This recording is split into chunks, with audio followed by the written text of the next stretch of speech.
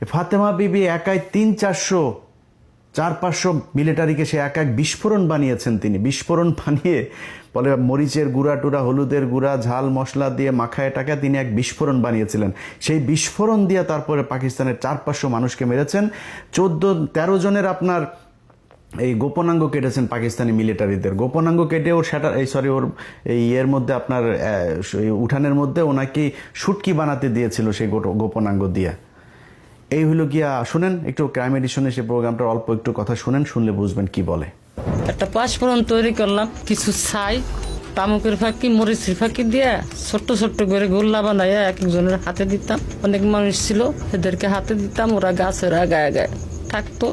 যখন ওইটা যখন পড়তো তখন ওরা আসলে পারা ছিঁড়ে মারলে পারা ওকে নাক মুখ চোখ মুখ কানা হয়ে যেত গা, তখন ওদের অস্ত্র মস্ত্র আমরা চিনে এনে মুক্তিযোদ্ধাদেরকে দিতাম। বহু অপারেশন করছি আমরা নিজের হাতে, না হইলে কমসে কম আমার এই হাত দেয়, না হইলে 2-500 আমি মারছি।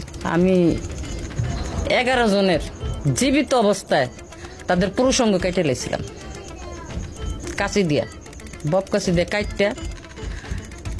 কাইটটা আমি টাকি মাছের মতন শুটকি দিছিলাম। এই হইল কি আমাদের মুক্তিযুদ্ধের ধর্ষিতাদের অবস্থা। 530 জনের মধ্যে একজনকেও, পুরো ঢাকা বিভাগে আমরা একজনের খুঁজে পাইনি যেটা বাস্তবিক পক্ষে মানে বাস্তবিক অর্থে কেউ ধর্ষিত হয়েছে এই প্রমাণ দিতে পারে। নানান ধরনের গল্প, এই করেছে ওই করেছে, 3টা কোশ্চেন করলে এরপরে ঘুরপেচ খাওয়া যায়। কয় আমার 4-5টা ভাইকে, আপনার 4 ভাই আর 1 বোনকে মারা হয়েছে 71 সালে।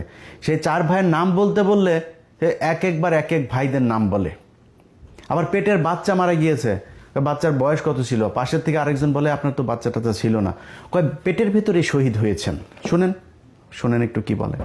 ফরিদ, আরেক ভাইয়ের নাম আসলো দরবেশ, আরেক ভাইয়ের নাম ছিল মনসুর আলী,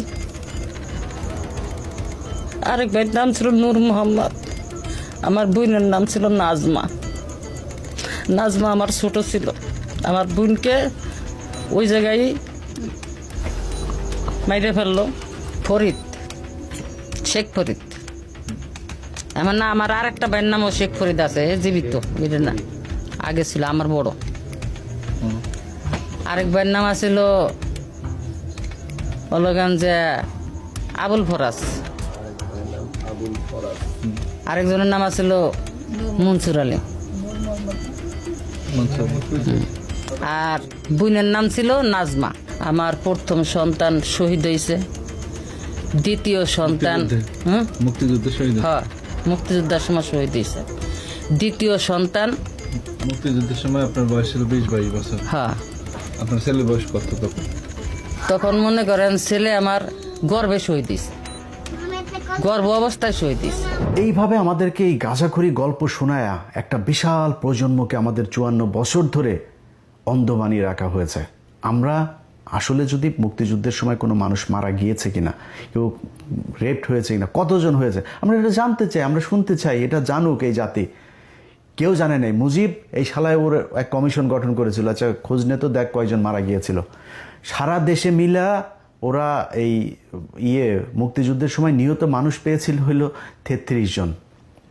এই 33 জন পাওয়ার পরে আর খুঁজা পায় না, কয় তাহলে বাদ দে, এটা নিয়ে আর আলাপ দরকার নাই। এরপরে আর কেউ সেই আলাপে যায়নি, সবাই এটা নিয়ে রাজনীতি করেছে।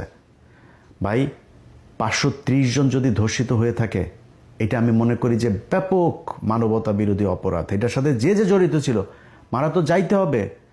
এক একটা 68,000 গ্রাম দিয়া যদি আপনি 2 লাখের ভাগ করেন 2.90, প্রায় 3 জন করে পড়ে। এই 3 জন করে আপনার গ্রামে আছে, আপনার জেলায় আছে, আপনার বিভাগে আছে। কারোর কাছে শুনেছেন যে কারোর বিভাগে আছে? কেউ বলতে পারবেন যে কার মা বোন রে, আওয়ামী লীগের কারো মা বোন রে যদি নাকি পাকিস্তানিরা লাগায় যায়, তোরা তালিকাটা আমার কাছে দিস, আমরা খোঁজ খবর নিব, নিয়ে তারপর দেখবো।